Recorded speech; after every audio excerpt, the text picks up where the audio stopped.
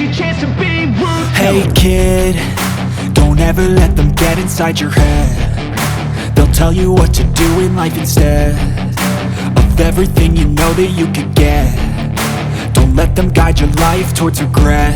I'll fight for what I love with every breath. My past is filled with things I won't forget. I use them all to push me to my best. So treat the worst of times just like a test. Welcome to the Deep Dive. Today we're jumping into something lots of you might be curious about.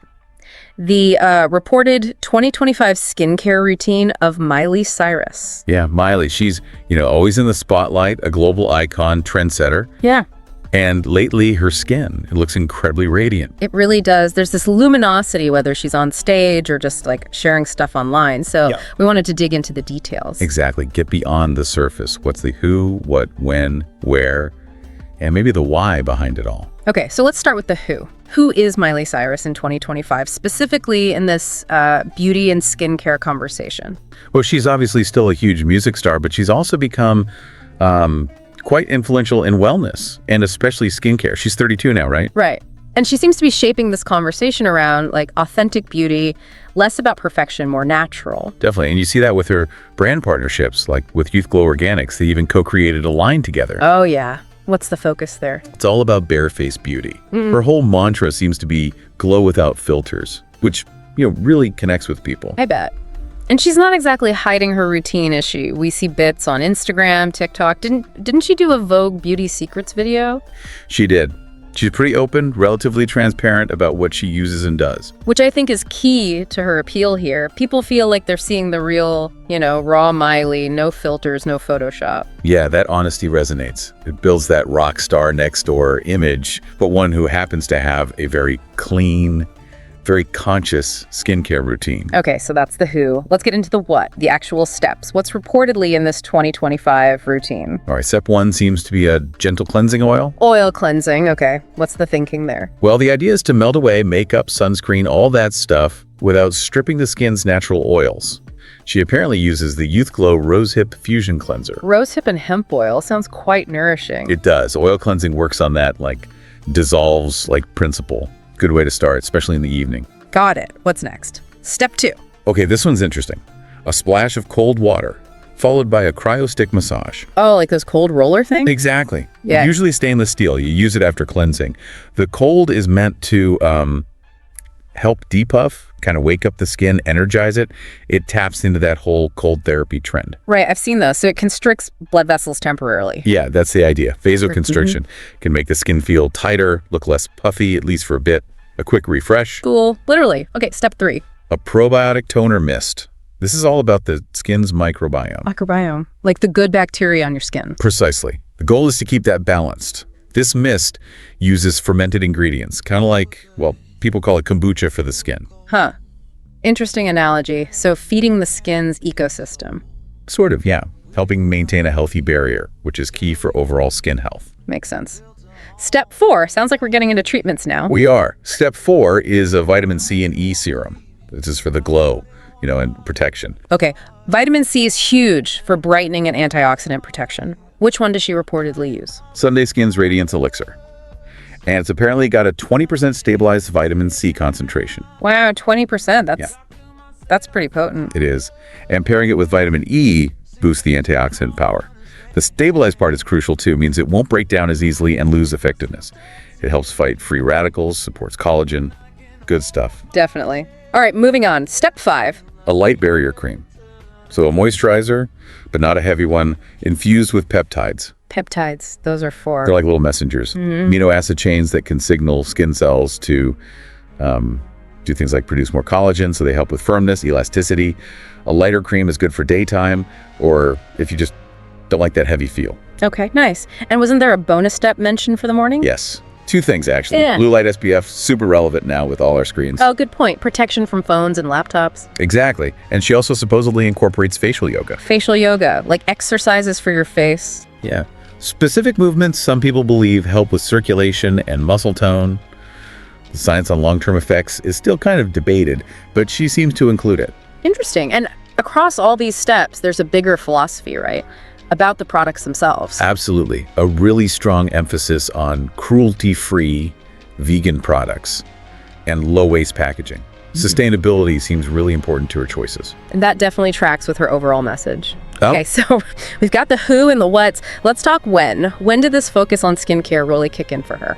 Well, reports suggest it ramped up during the pandemic, like for a lot of people, more time at home. Makes sense. But apparently a really big shift happened after her endless summer vacation tour ended in 2023.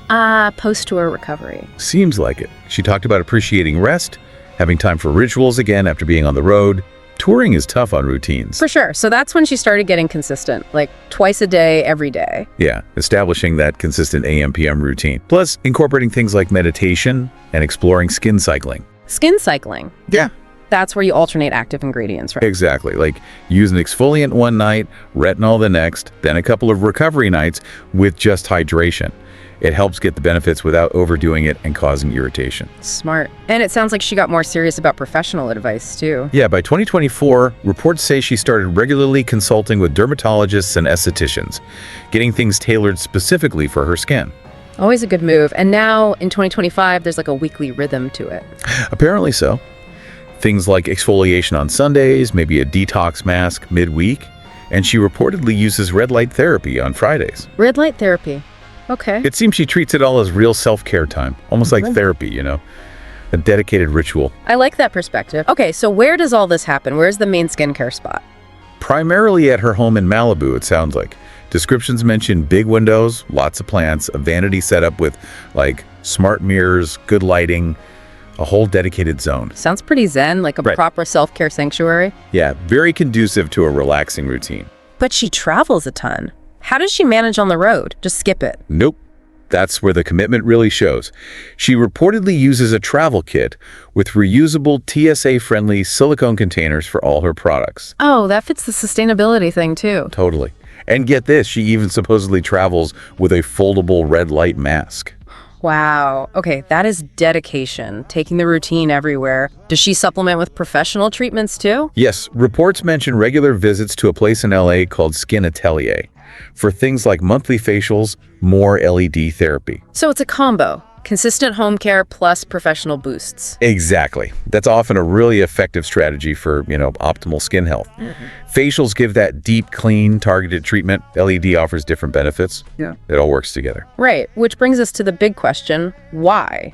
What's driving all this investment, time, money, effort into her skin? Seems like a few key things based on what's out there. First, just pure self-love.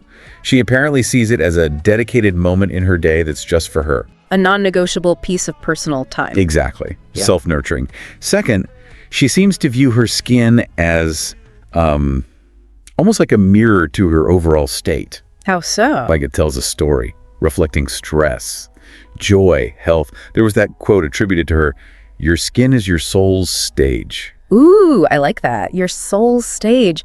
That really connects inner well-being with outer appearance. It does. So caring for your skin becomes part of caring for your whole self. Yeah. And then there's a practical side too. Longevity. As a performer. Yeah. Maintaining her health, her energy, her vitality for the long haul is important for her career.